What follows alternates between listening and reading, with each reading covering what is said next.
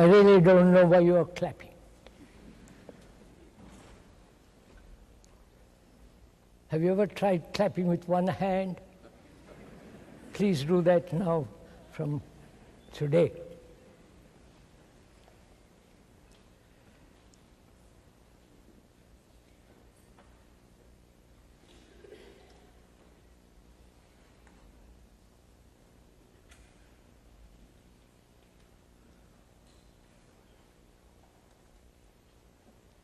This is not a lecture on any particular subject according to certain disciplines, scientific or philosophical. Lectures are meant to inform on a particular subject or instruct. But we're not going to do that. This is not a lecture. Nor is it a form of entertainment, especially in this country, where one is greatly accustomed to being entertained, amused, awaken one's sensations. But rather, these today and tomorrow morning, we're going to talk over together in conversation about the whole of our existence, from the moment we are born till we die. In that period of time, whether it be 50 years or 90 years or 100 years, we go through all kinds of problems and difficulties.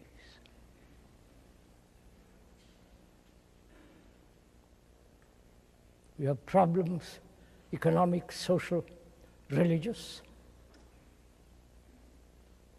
problems of personal relationship, problems of individual fulfillment, wanting to find one's roots in some place or other. And we have innumerable psychological wounds, fears, pleasures, sensations. And also there is a great deal of fear in all of human beings. Great deal of anxiety, uncertainty, and a pursuit of pleasure. And also, all human beings on this beautiful earth suffer, have great deal of pain, loneliness. We're going to talk about all that together. And what place has religion in modern life? And also we're going to talk over together the question of death. What is a religious mind? And what is meditation? And if there is anything that is beyond all thought, there is anything sacred in life, or everything is a matter, and therefore we lead a materialistic life. We're going to talk over together all these problems within this afternoon and tomorrow morning. So, as we said, this is not a lecture. This is a conversation between you and the speaker.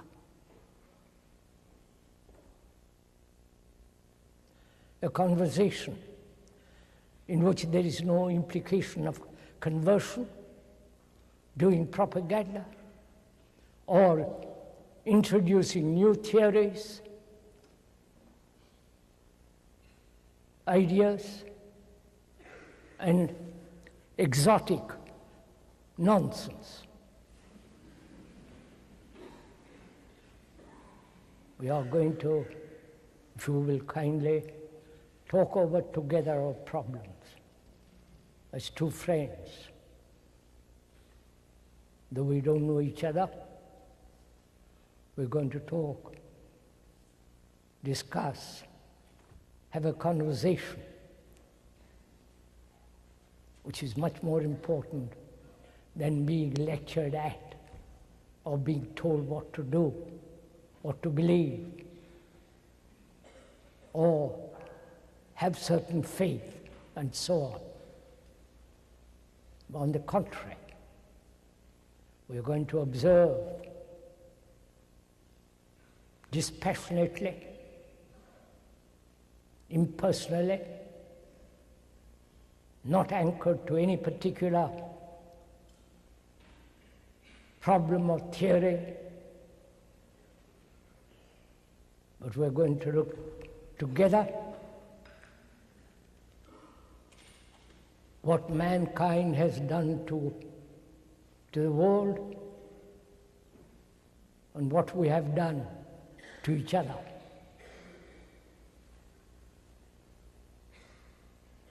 So this is not an entertainment, a romantic, sentimental journey. Not only is intellectually important, which is part of our being, but also we must look at all these problems, the 1,000 issues that mankind has, not from any point of view, not from a particular belief or faith, but rather explore together, investigate together. The speaker is not trying to do any kind of propaganda. That would be too terrible. Or to convert any person to a particular ideation, or to a particular belief. So we are going to take a very long, complex journey together. So it's your responsibility, as well as that of the speaker, that we walk together, investigate together, look at the world that we have created, the society in which we live is put together by man, whether it be economic, social, the rich and the poor, and so on. The society in which we live, each one of us contributed to it. And if you are willing, and apparently you must be willing because you are here and I'm here, to take this long, complex journey. Because life is very complex. And we like to look at complexity and get more and more complex. But we never look at anything simply. With our brains, with our heart, with our whole being. So, let us take the journey together. the speaker may be voicing, putting into words what is happening objectively, clearly, and totally dispassionately. Mankind has lived on this earth perhaps for 1,000,000 or 50,000 years. We have lived on this earth for many, many millennia. And during those periods of long time, mankind has suffered pleasure, loneliness, despair, uncertainty, confusion, multiple choices, therefore multiple complexities. And there have been wars, not only physical, bloody wars, but also psychological wars. And mankind has asked, if there can be peace on earth, pacem in terris, the Latin for peace on earth. And apparently, this has not been possible.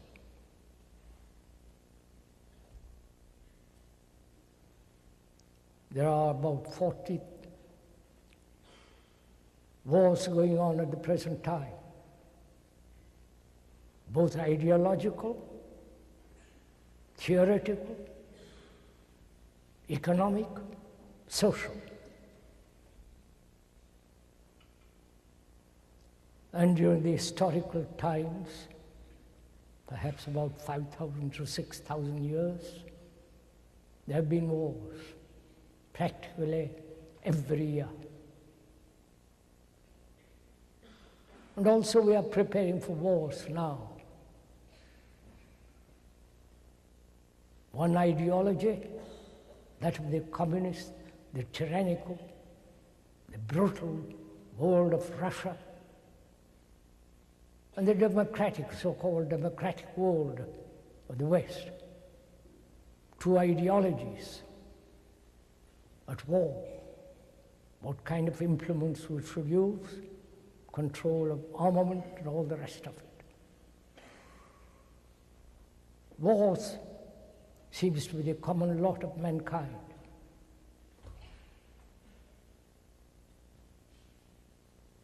And also,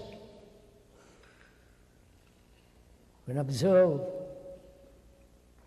all over the world, piling of armaments, the tiny little nation or tribe to the highly sophisticated, affluent society like yours.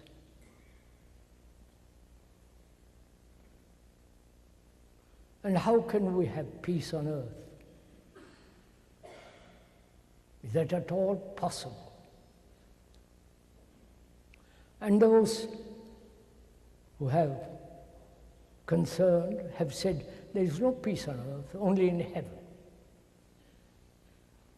And all this is repeated in different ways, both in the East and India and here. Christians have killed more than anybody else on earth. So we are observing, not taking sides. These are facts, actualities. And there are these religions, Christianity, Islamic world, the fundamentalists, and the Hinduism and Buddhism, and the various sects within the organized Christianity,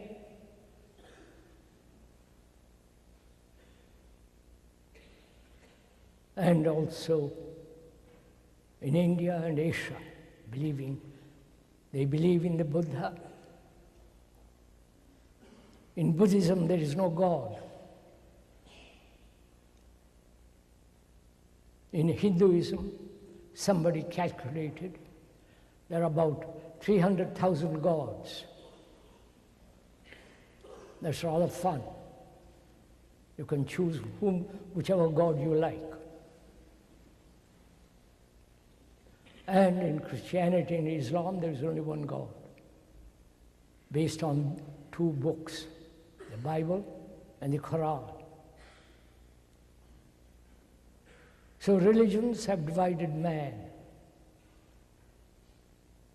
as nationalism, which is a form of glorified tribalism, have divided man. Nationalism, patriotism, religious order, the fundamentalists, both in India, here and Europe, going back, reviving the religion. I wonder if you have ever looked at the word reviving. You can only revive something that's dead or died. Nothing living. You can't revive a living thing. And in this country, they are reviving religion. And also they are doing the same thing in different parts of the world. And there is division between nationalities, religion, economic, and so on. And man has always been in conflict, as everyone in this world goes through all kinds of misery, all kinds of sorrow, pain, desperate loneliness.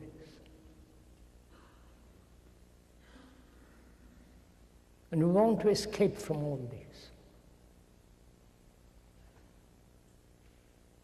But we are going to look together, observe this extraordinary phenomenon, what man has made after these thousands of years. He still remains a barbarian, cruel, vulgar, full of anxiety and hatred. And violence is increasing in the world. And so one asks, can there be peace on this earth? Because without peace, inwardly, psychologically first, the brain cannot flower. Human beings cannot live completely, holistically.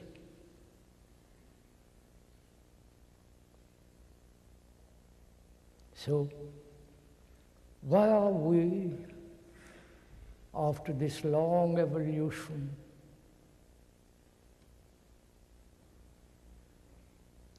during that period, we have gathered immense experience, knowledge, great deal of information. Why are we, as human beings, are perpetually in conflict? That is the real question. Because when there is no conflict, there is naturally peace. And man, that includes the woman, please. When I use the word man, I'm not shutting out the woman. Don't get excited about it. No, one may point out, don't get angry, irritated with what we are investigating together. It's your responsibility to inquire, not merely intellectually, verbally, but with your heart, with your brain, with all your being, and find out why we are what we are. We have tried various religions, various economic systems, social differences.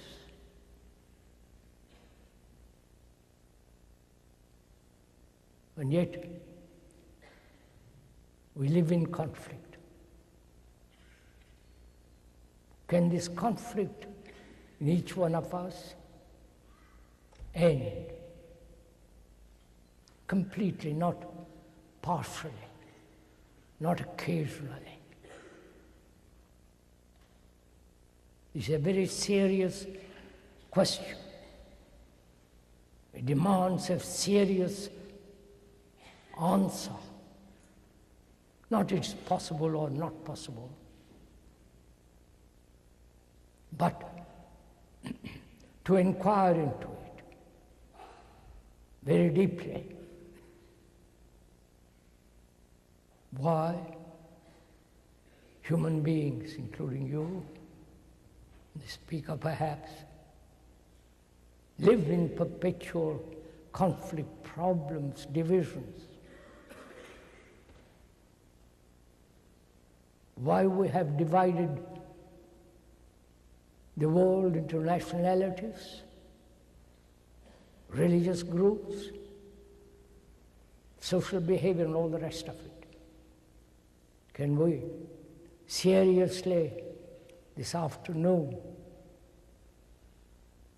inquire whether it's possible to end conflict? First, psychologically, inwardly. Because if there is certain quality of freedom inwardly, then we shall produce a society in which there will be no conflict. So it's our responsibility as human beings, as so-called individualities, that we seriously put our brains, our energy, our passion to discover for ourselves, not according to any philosopher, not according to some psychiatrist and so on, but to inquire, observe, find out for oneself whether this conflict between two human beings, whether it be intimate or not, whether it could end.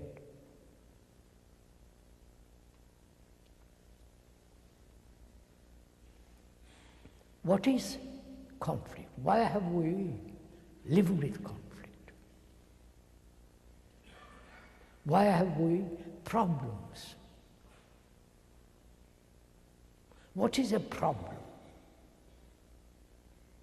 Please inquire with the speaker this question: what is a problem? Etymological meaning of that word means something thrown at you. A problem is a challenge, something you have to answer. But if you begin to inquire into the whole nature of a problem,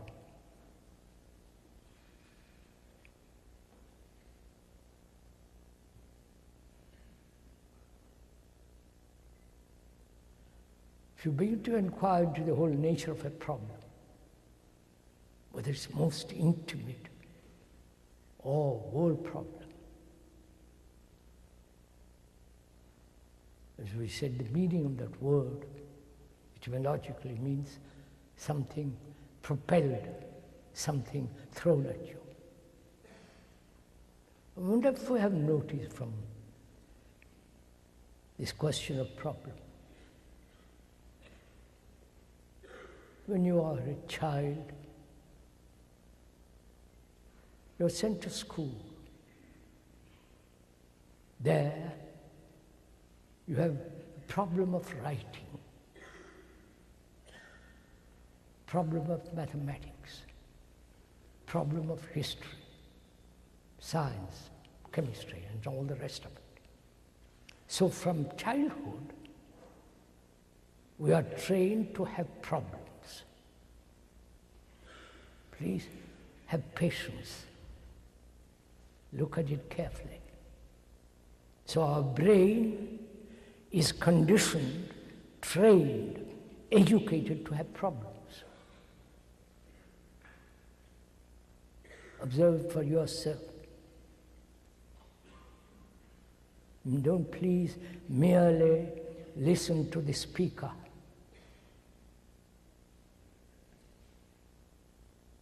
We are together investigating, looking into the problems that you have. So from childhood, we are trained, educated, conditioned to have problems. And when new problems arise, which they inevitably do, our brain, being full of problems, tries to solve another problem and thereby increase more problems, which is what is happening in the world. The politicians all over the world are increasing a problem after problem, and they have found no answer. So is it possible? Please listen if you will. Is it possible to have a brain that is free from problems so that you can solve problems? Not a cluttered brain full of problems.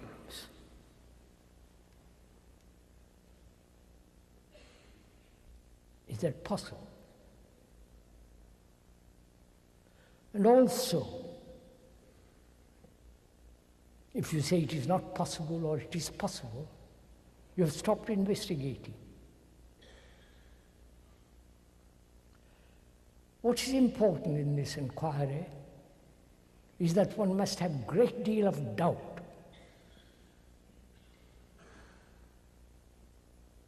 Skepticism. Never accepting anything at its face value or according to your pleasure or gratification. This life is much too serious.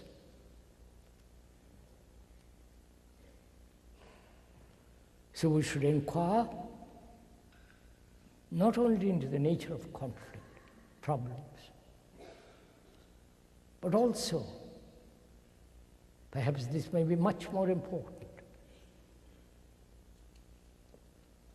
go all over the world, wherever you will, every human being on this earth, every human being, whether he live in Russia, China, Asia, India, Europe or here, goes through all kinds of sorrow.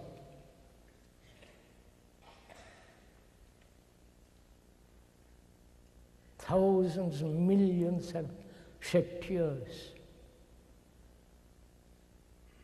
and occasional laughter.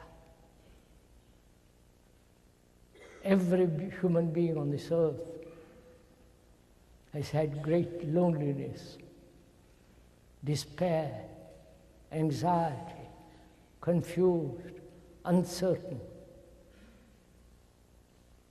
like you.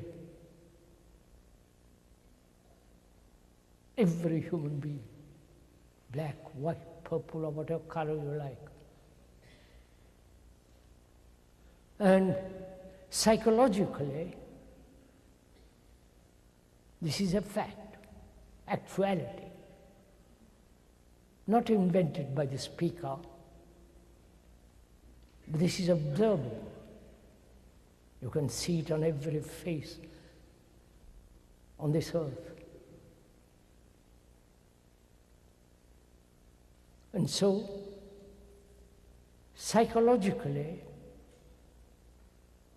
you are the rest of mankind.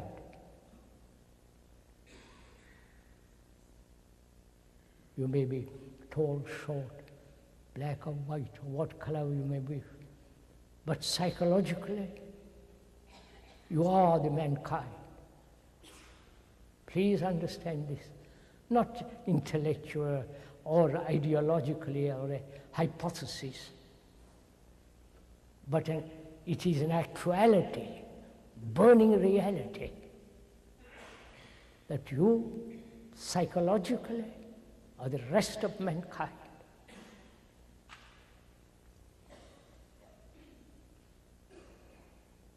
Therefore, you're psychologically, you are not individuals.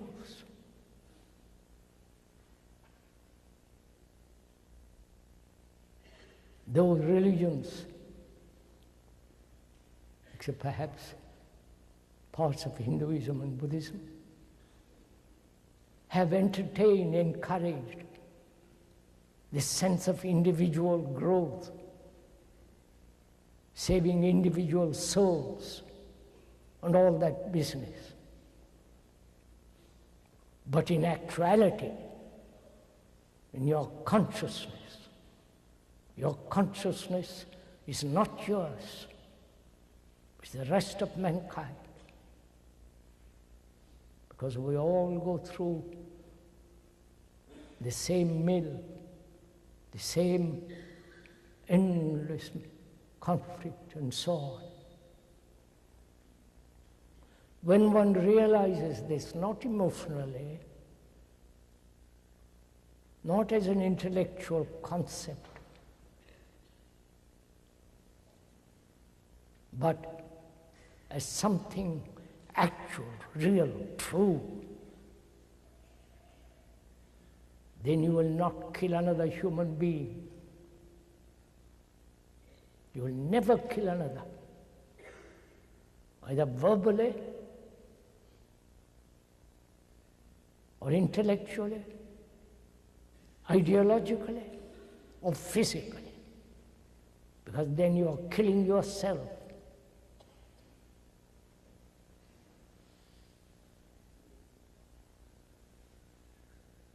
But individuality has been encouraged all over the world, each one struggling for himself, his success, his fulfillment, his achievement, pursuing his desires, and creating havoc in the world. Please understand this very carefully.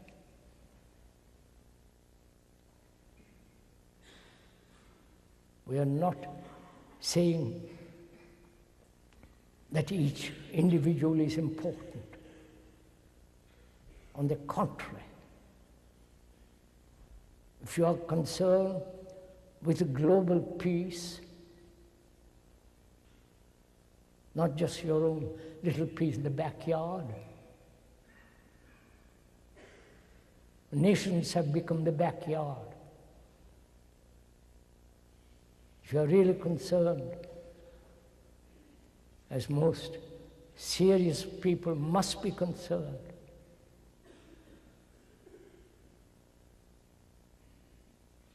that you are the rest of humanity. That's a great responsibility. So we must go back and find out for ourselves why human beings have reduced the world to what it is now. What is the cause of all this? Why have we made such a mess of everything we touch? Both in our personal relationship between man and woman, between each other. Why there is conflict between gods, your God and the other's God. So we must inquire together whether it's possible to end conflict. Otherwise, we will never have peace in this world. Long before Christianity, they talked about peace on earth.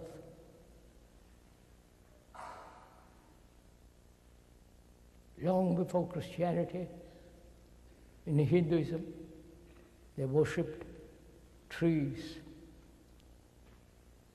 stones, animals, nature, lightning, the sun. There was never any sense of God before, because they considered the earth as the mother to be worshipped, to be conserved, preserved, spared, not destroyed, as we are doing now. So, let's inquire together. Please, I mean together. Not I inquire and you casually listen, agreeing or disagreeing. Could we, this afternoon, put aside all this idea of agreeing and disagreeing? Will you do that? So that we can, both of us, look at things as they are. Not what you think they are. Not your idea of or concept what is. But just look at it. Look at it non-verbally even, if that's possible. That's much more difficult.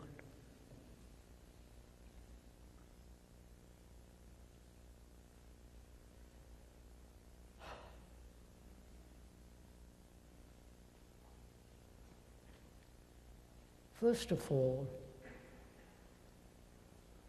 this is the actual world we live in. You cannot possibly escape from it through monasteries, through religious experiences, and one must doubt all these experiences.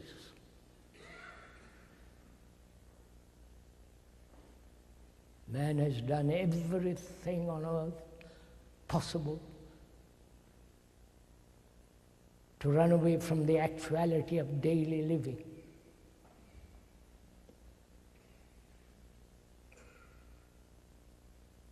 With all its complexities. Why do we have conflict in relationship between man and woman?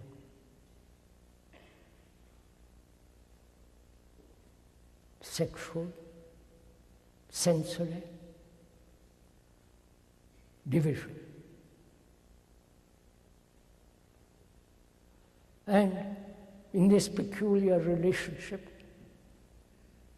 man is pursuing his own ambition, his own greed, his own desires, his own fulfillment, and the woman too is doing the same.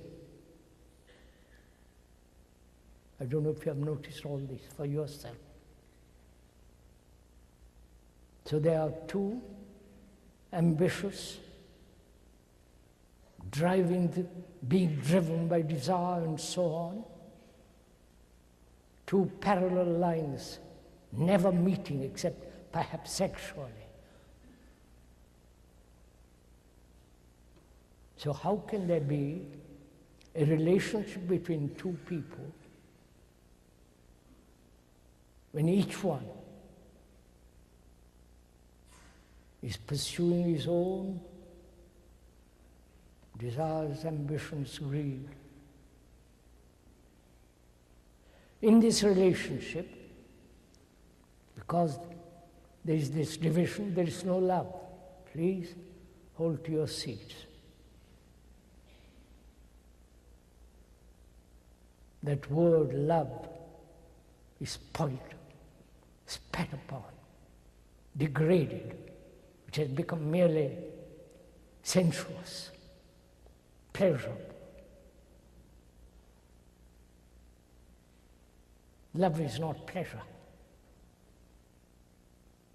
Love is not something put together by thought.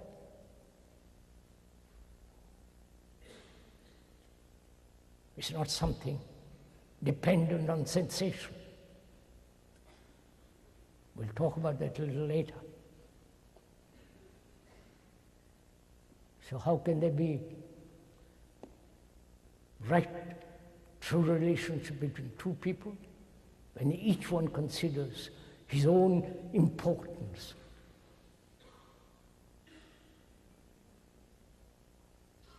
Self-interest is the beginning of corruption, destruction. Whether it be in a politician or the religious man, and so on. Self-interest dominates the world.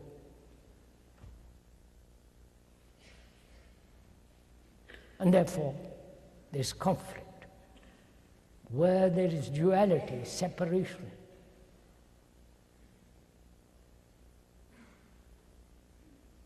as the Greek and the Muslim, as the Jew and the Arab, as the Christian who believes in some savior,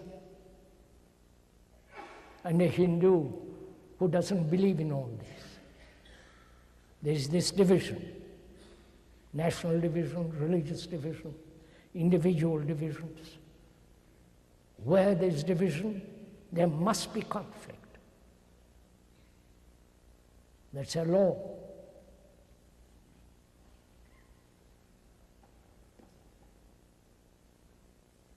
So we live our daily life in a little circumscribed self, the limited self. Not that the higher self, the limited. Self is always limited. And that's the cause of conflict. That's the central core of our struggle, pain, anxiety, and all the rest of it. If one becomes aware of it, as most people must, naturally, not because you are told to,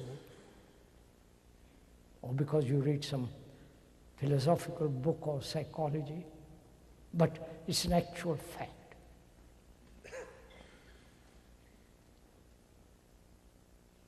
Each one is concerned with himself.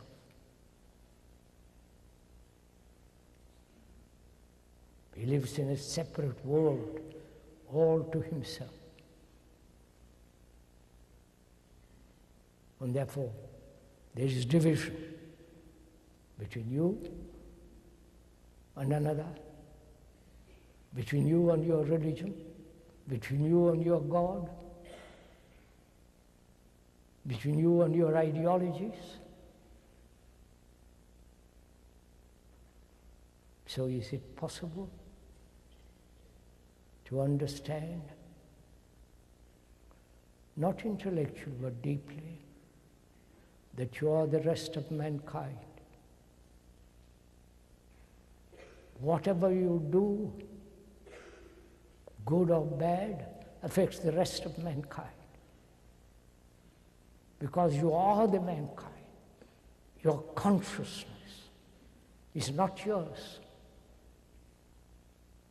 Your consciousness is its content. Consciousness is made up of its content. Without the content, there is no consciousness. Your consciousness, like the rest of humanity, is made up of beliefs, fears, faith, gods, personal ambitions, and all the rest of fears and all that. Your whole consciousness is made up of all this, put together by thought.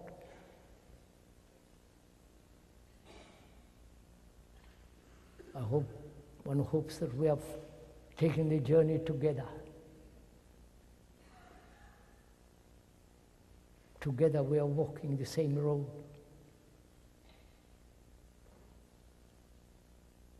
Not that you're listening to a series of ideas. We are not pursuing ideas or ideologies, but facing actuality. Because in actuality, and going beyond that actuality, is the truth. And when you discover, when there is truth, it's the most dangerous thing. Truth is very dangerous because it brings a revolution in oneself.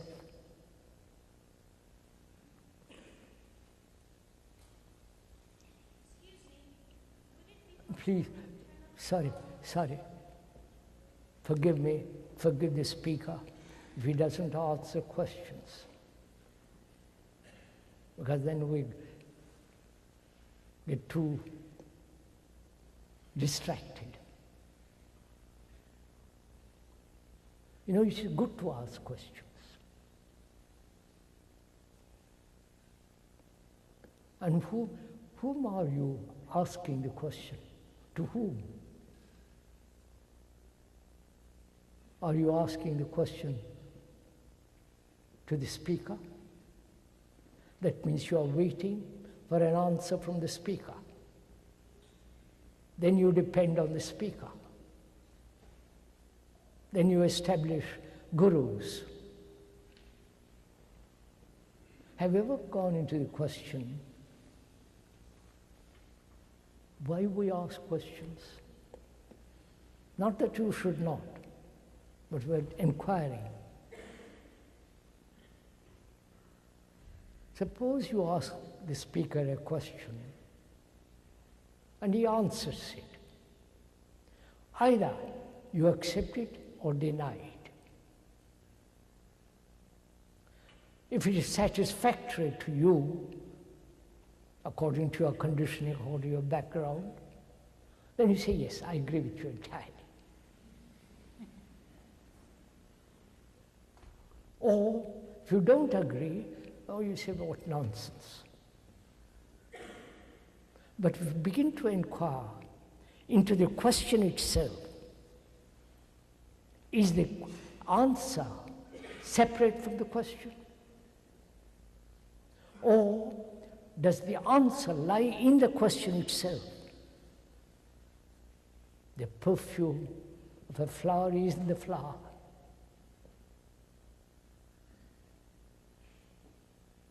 The very flower is the essence of that perfume. But we depend on others so much to be helped, to be encouraged, to solve our problems. Therefore, out of our confusion, we create authority, the gurus, the priests.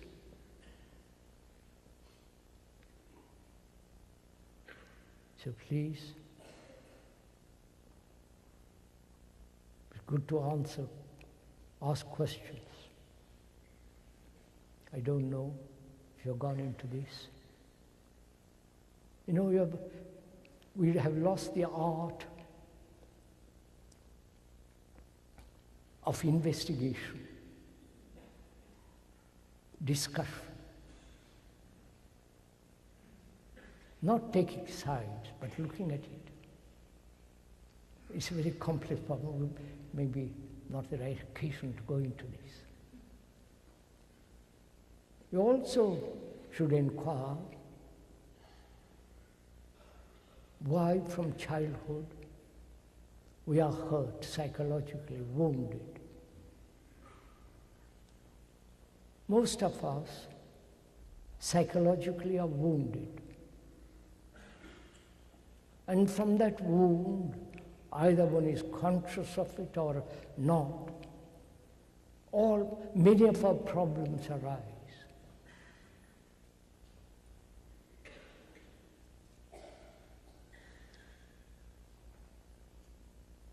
The wound as a child, by a scolding, by saying something ugly, brutal, violent, we are wounded. Now, when you say we are wounded, who is it that's wounded? Is it the image that you have built about yourself that's wounded? The psyche. Please, the speaker has not read any of the psychological books or philosophy or religious books. He's just investigating with you. The psyche, which is the me, and the me is the image I have built about myself. There is nothing spiritual about it. That's another ugly word, spiritual. That image gets hurt. And we carry that image right through our life. If one image is not pleasant, we put together another image, which is pleasant, encouraging, worthwhile, significant, giving intellectual meaning to our life. This is the wound we brought about in the image that one has built about oneself. Is it possible to live on this earth not having a single image about anybody, including God, if there is such an entity? No image about your wife and your children and your husband and so on. Not to have a single image. Then it's possible never to be hurt. And also, as our time is limited, because we have only this talk in the afternoon and tomorrow morning, we ought to inquire carefully whether it is possible to be free of fear.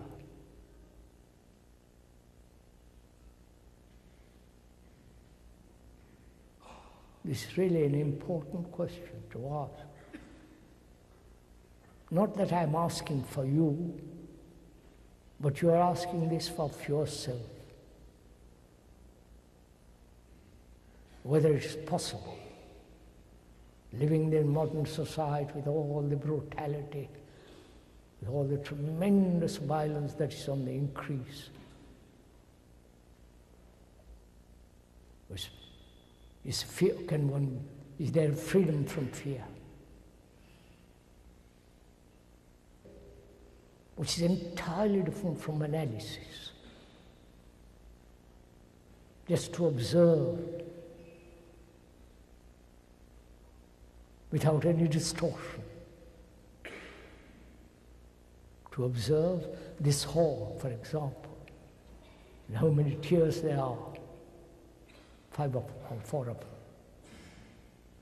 To observe your neighbor's dress, face, how he talks, just to observe, not to criticize, not evaluate, judge, but to observe a tree,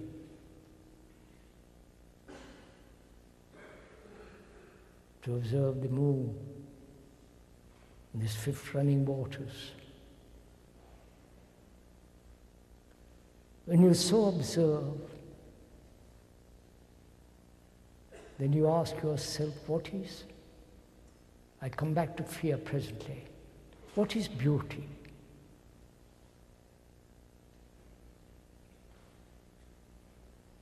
They talk a great deal about beauty in the magazines, how you must be beautiful, your face, your hair, your complexion, and all the rest of it. So, what is beauty? Is beauty in the picture, in the painting, in the strange modern structure? Is beauty in a poem? Is beauty in merely the physical face and body? Have you ever asked this question? If you're an artist, or a poet, or a literary person, you may describe something very beautiful, paint something that's lovely, a poem that really stirs your very being. So what is beauty?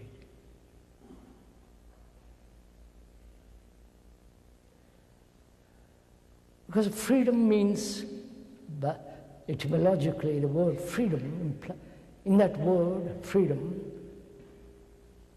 there is love.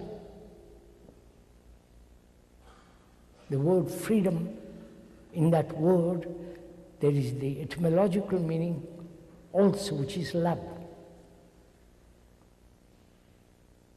What's the relationship between love and beauty?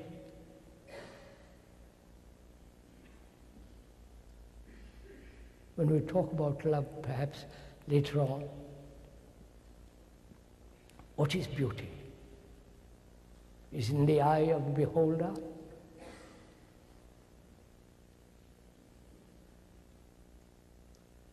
Have you ever noticed, give a nice toy, complicated toy, to a child. He's been naughty, shouting, playing. And when you give him a toy, he gets completely absorbed in that.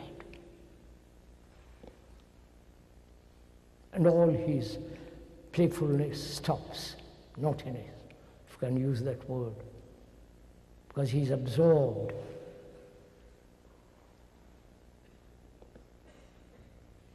He's being absorbed in a poem, in the face, in a picture, being absorbed in it, or attracted by it. Is that absorption beauty?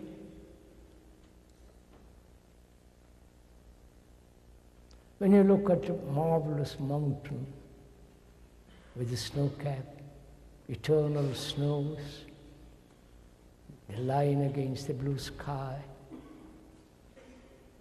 for a second the immensity of that mountain drives away the self, the me, with all my problems, all my anxiety. That majesty of the great rocks and the beautiful, lovely valleys and the rivers. At that moment, second, the self is not.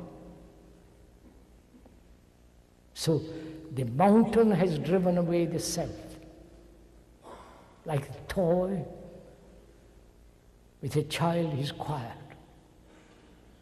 So that mountain, that river, the depth of the blue valleys dispels for a second all your problems, all your vanities and anxieties. Then you see how beautiful that is. So is there beauty without being absorbed by something outside? That is there beauty? Or beauty is when the self is not. You understand this? Don't go to sleep, please.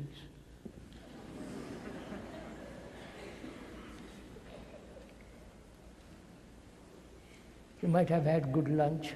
I hope you did. But this is not the place to go to sleep. It's your problem, your life, not the speaker's life. It's your life.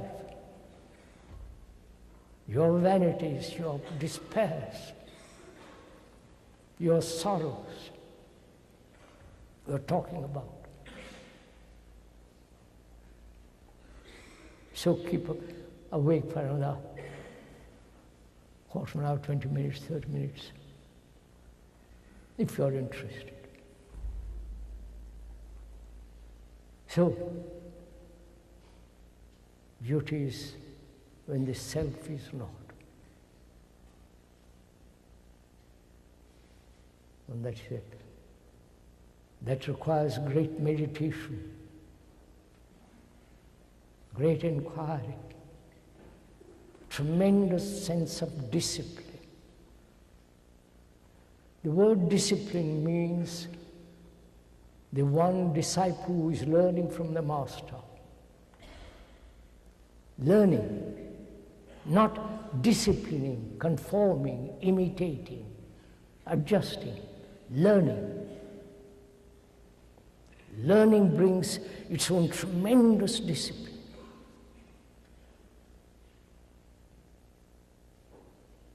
And that inward sense of austerity, discipline, is necessary.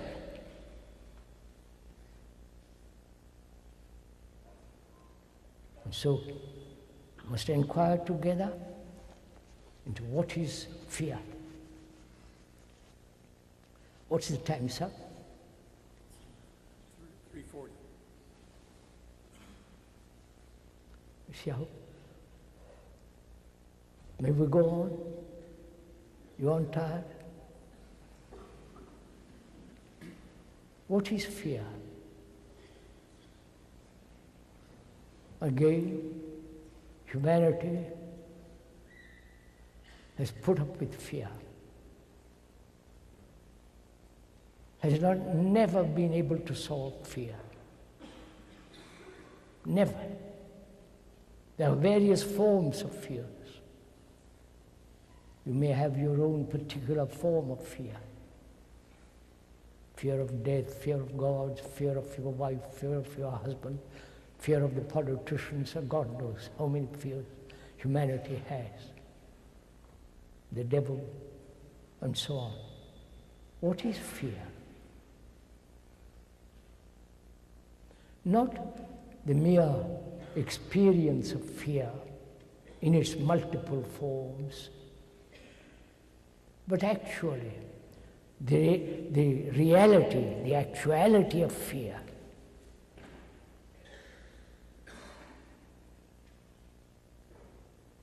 How is it brought about? Why has man, woman, why has humanity and each one have accepted fear as the way of life, as you accept violence as the way of fear, as the way of life? Violence in the television, violence of war, violence of your daily life. Why do we accept violence?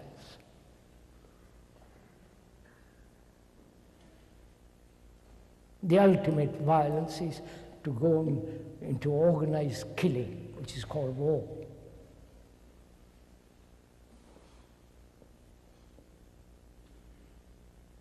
Is not fear related to violence? So in inquiring into fear, the actual truth of fear, not the idea of fear. Do you understand the difference? The idea of fear is different from the actuality of fear. Right? I do. So what is fear? How has it come about?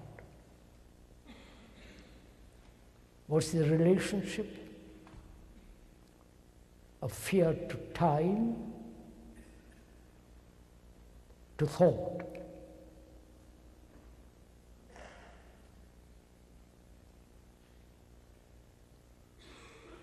Fear, one may be frightened of tomorrow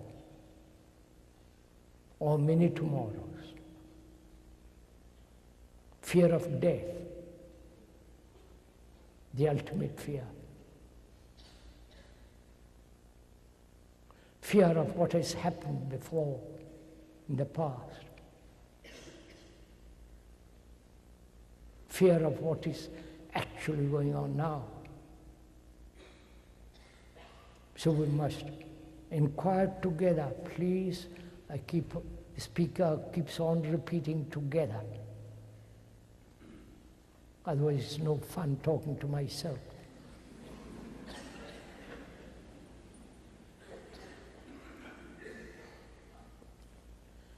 Is fear brought about by time?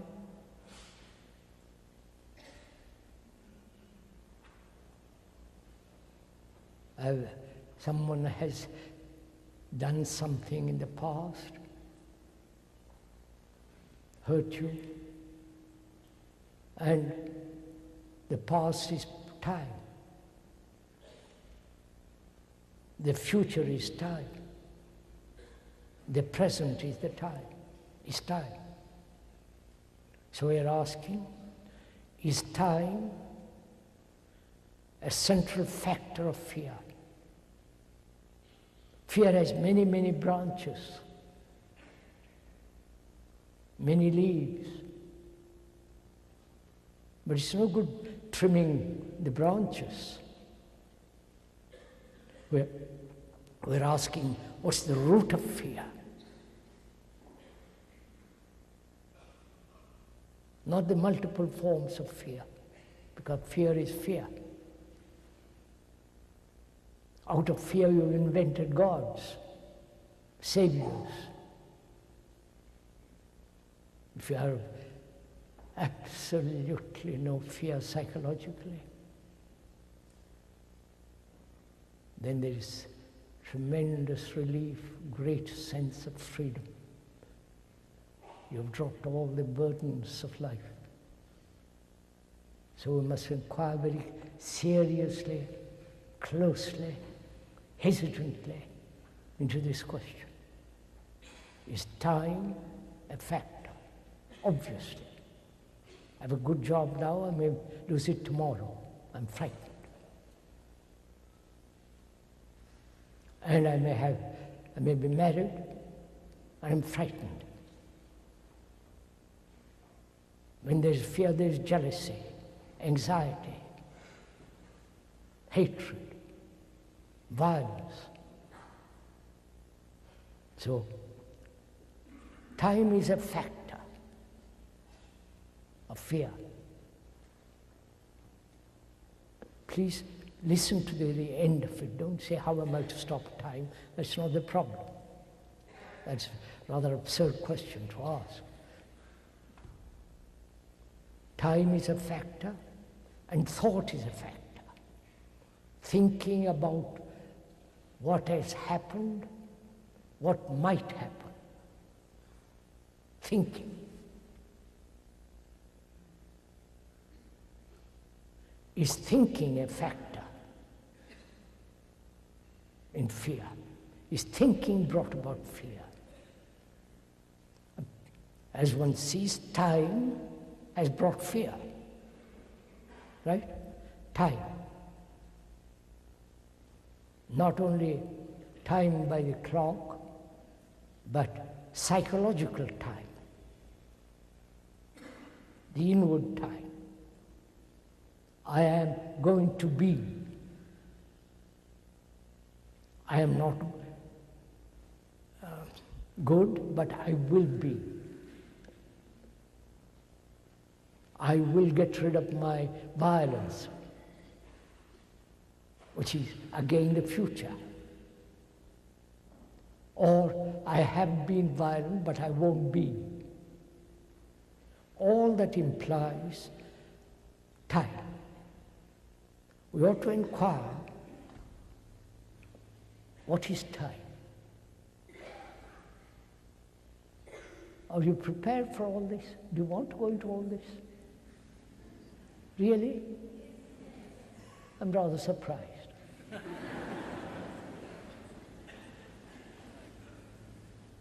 Because you've all been instructed, you've all been informed, you've been all told what to do by the psychologists, by the priests, by your leaders, always seeking help and finding new ways of being helped. So one has become a slave to others. We are never free to inquire, to stand psychologically completely by oneself.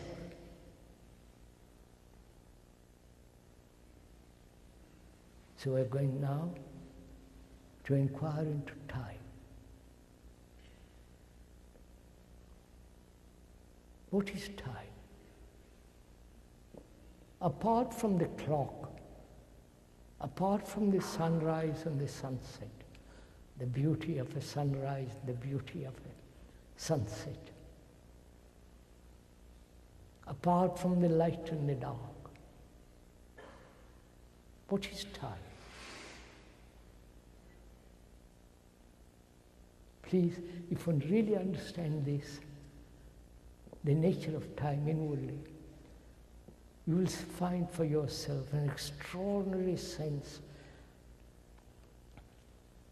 of having no time at all. We'll come to that. Time is the past, right? Time is the future, and time is the present.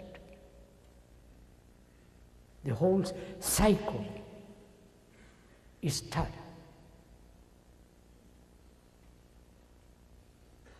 The past, your background, what you have thought, what you have lived, your experiences, your conditioning as Christian, Hindu, Buddhist, all the rest of it.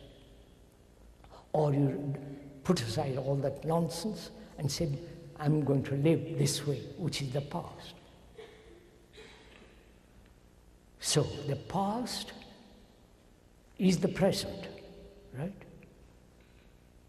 Without the past, you wouldn't be here. Your background, your conditioning, your brain being programmed as a Christian, Hindu, Buddhist, and all the rest of it. We have been programmed for 2,000 years. And the Hindus for 3,000 to 5,000 years. Like a computer. They repeat. So the past is the present. What you are now is the result of the past. And tomorrow, or 1,000 tomorrows, is the future. So the future is what you are now. Right? Vous avez compris? Sorry, you have understood? I mustn't ask you that, it doesn't matter. It's up to you. So the future is now. In the now, all time is contained. This is a fact too, actuality, not a theory. What you are is the result of the past. And what you will be tomorrow is what you are now. If I am violent now, tomorrow I'll be violent. So tomorrow is in the now, in the present. Unless I radically, fundamentally bring about a mutation. Otherwise I'll be what I have been. That is, we've had a long evolution. Evolving, evolving, evolving. And we have evolved to what we are now. And if you carry on that game, you will be violent, you will be barbarous next day.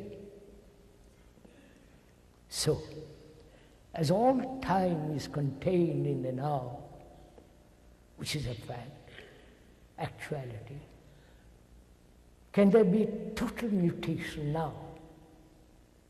In all our behavior, in our way of living, thinking, feeling. Not being an American Hindu, Buddhist, none of that.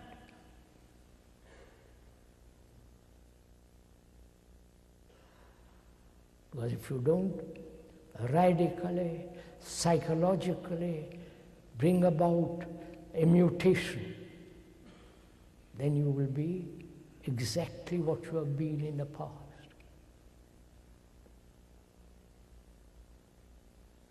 So is it possible to bring about this psychological mutation at all? You know, when you have been going north all your life, following a particular direction, or not having a direction, just wobbling all over the place, as most people do, if you're going north, and somebody comes along and tells you most seriously, and you listen to him seriously, not only hear with the hearing of the ear, but also hearing deeply. When you hear, say, the way you are pursuing north leads you nowhere. There is nothing at the end of it. But go east or west or south, and you listen and you say, I will do it. When the moment you say you have taken a new turn, there is a mutation. And the speaker is making it very simple, but it's a very complex problem, which is to realize deeply that when it's been going on this way for centuries upon centuries, and it has not changed at all. We are still violent, brutal, and all the rest of it. If one really actually perceives that, not intellectually or verbally, but deeply, then you turn in another direction. At that second, there is a mutation in the very brain cells themselves. Because the speaker has discussed this matter with some neurologists. Of course, they don't agree completely, but they go partially away. It's always a game, you understand? We treat life as a game, partially right and partially wrong, partially correct, and you may be right and you may be wrong. But we never ask ourselves, what is the way of living, the art of living, which is the greatest art, greater than any art in the world, the art of living. And Killer. 3:57, almost 4. Have I talked an hour? A little more than an hour. Can you put up with this? We'll finish this question. After that, we'll meet again tomorrow. If you're willing. I'm not inviting you. It's up to you.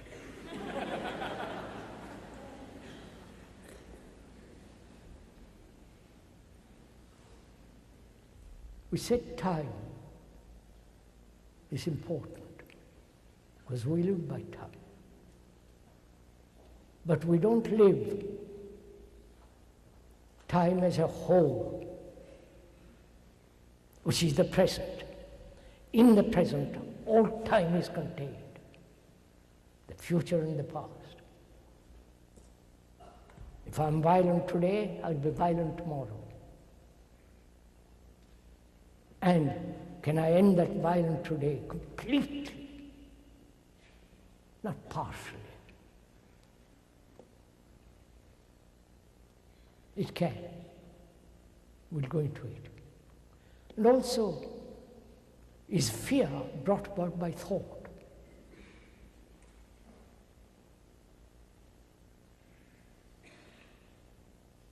Of course it is. Don't accept the speaker's word for it. Look at it. I am this, I'm frightened of tomorrow. What might happen? I'm secure today, and there might be war, there might be this, there might be catastrophe. I'm frightened. So, time and thought are the roots of fear, root of fear. So what is thinking? You understand my question? If time and thought are the root of fear, which they are actuality, what is thinking? Why do we live, act, do everything on the basis of thought? The marvelous cathedrals of Europe, the beauty, the structure, the architecture, it has been put together by thought. All religions and their paraphernalia, their dress, all the medieval roads are put together by thought. All the rituals are connived, arrayed by thought.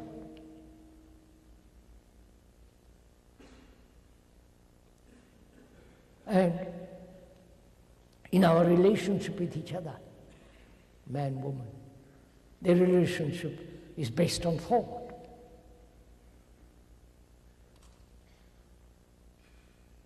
When you drive a car, it's based on thought. Recognition, all that is thought. So one has to inquire, if you're not too tired, and we'll stop at the end of this. What is thinking? Probably nobody has asked this question. Very few people do. We've been asking this question for 60 years. What is thought?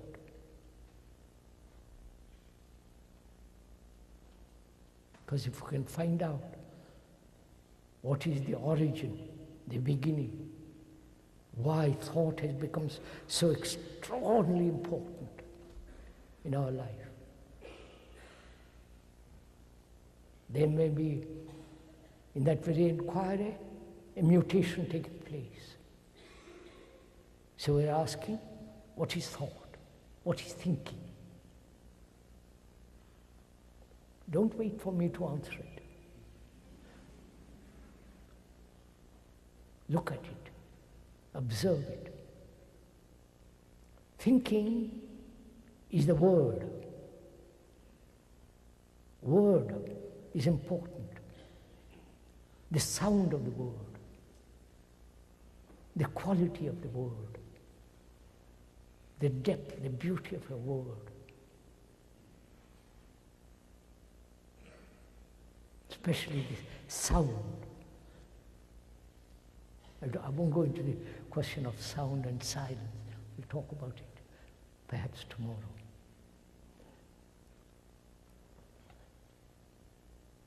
Thinking is part of memory, isn't it? Investigate it with the speaker, please. Don't sit there comfortably or uncomfortably. Thinking is part of memory, isn't it? If you had no memory at all, would you be able to think? You wouldn't. Our brain is the instrument of memory.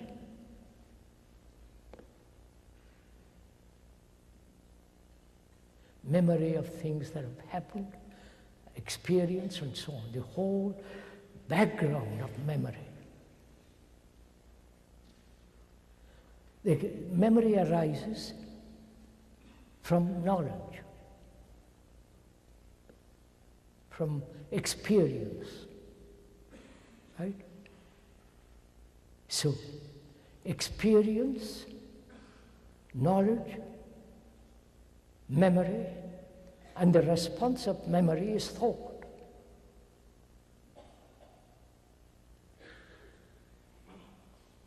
This whole process of experiencing, recollecting, holding, which becomes our knowledge. Experience is always limited, naturally. Because it's a complicated question, because, oh gosh, everything is complicated. Is experience different from the experiencer?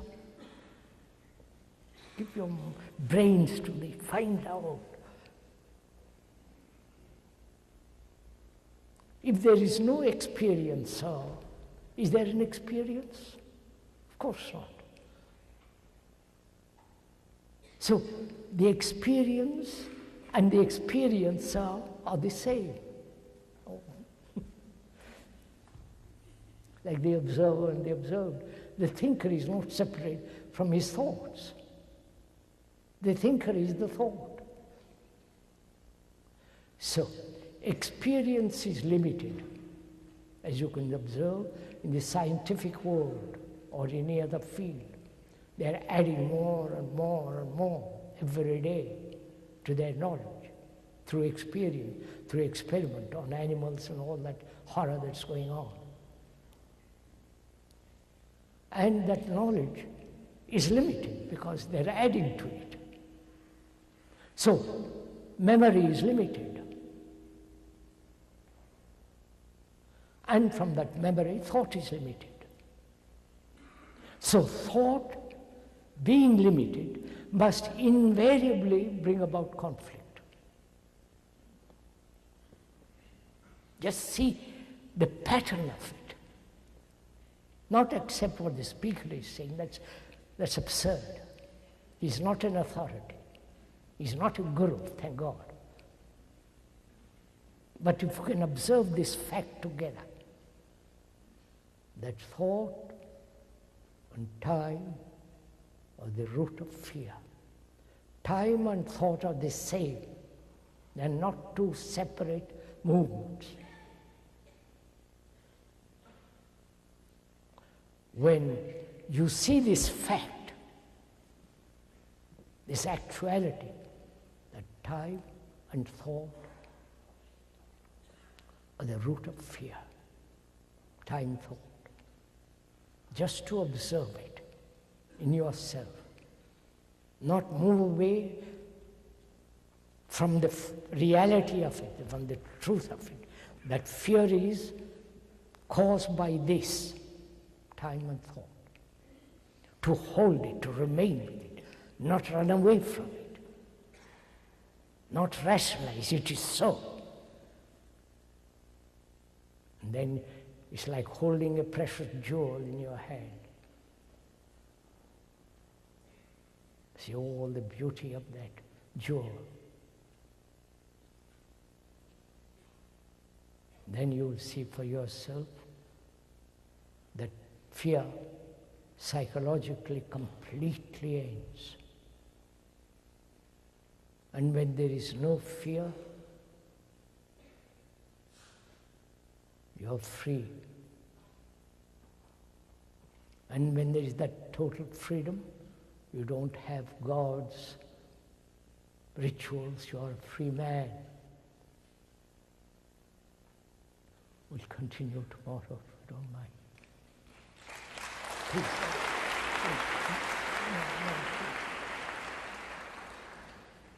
I don't know why you clap.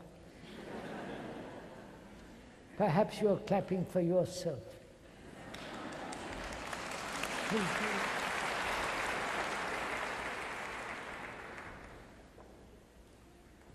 You are not encouraging the speaker or discouraging him. He doesn't want a thing from you.